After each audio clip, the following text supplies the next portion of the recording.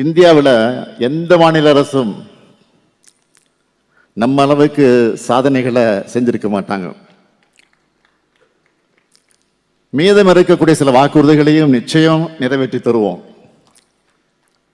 நம்ம அரசு செஞ்ச சாதனைகளால தான் நம்மால தைரியமா எல்லா வீட்டிற்கும் போய் ஆதரவு கேட்க முடிஞ்சிச்சு. ஒன்றிய பாஜக அரசு தமிழ்நாட்டுக்கு செஞ்சிட்டு இருக்கக்கூடிய துரோகங்களை, நிதி ஒதுக்கீடுல செஞ்சிட்டு இருக்கக்கூடிய வஞ்சகங்களை எடுத்து சொல்லி தமிழ்நாடு போராடும், தமிழ்நாடு வெல்லும்னு தமிழ்நாடு முழுக்க ஒவ்வொரு வீட்டுக்கும் போய் இந்த மாபெரும் முன்னெடுப்பை வெற்றியடைய வச்சிருக்கக்கூடிய கழகத்தின் ரத்த நாளங்களான உடன்பிறப்புகள் ஒவ்வொருத்தருக்கும் இந்த மேடையில் இருந்து என்னுடைய பாராட்டுக்களையும் இந்த சல்யூட் மூலமா சொல்லிக்கிறேன். தந்தை பெரியாரும் பேரறிஞர் அண்ணாவும்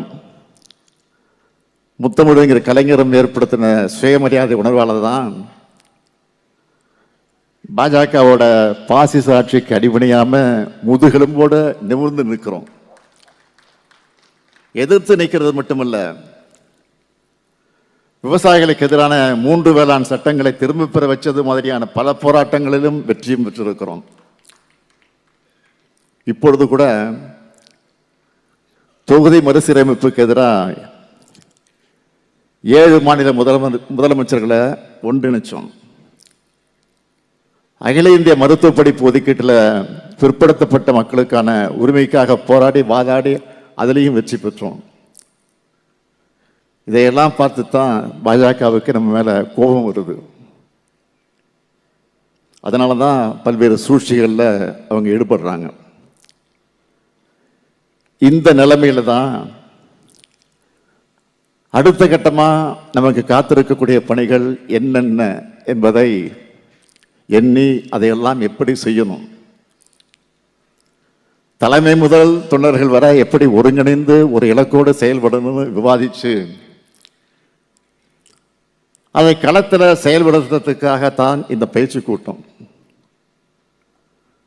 கழக மாவட்ட செயலாளர்கள், நாடாளுமன்ற மாநிலங்களவை மக்களவை உறுப்பினர்கள், சட்டமன்ற உறுப்பினர்கள், தொகுதி பார்வையாளர்கள், மாவட்டத்தில் தேர்ந்தெடுக்கப்பட்டிருக்கக்கூடிய தலைமை செயற்குழு உறுப்பினர்கள், மாநகர ஒன்றிய நகர பகுதி பேரூர் கழக செயலாளர்கள்னு இங்கே எல்லாரும்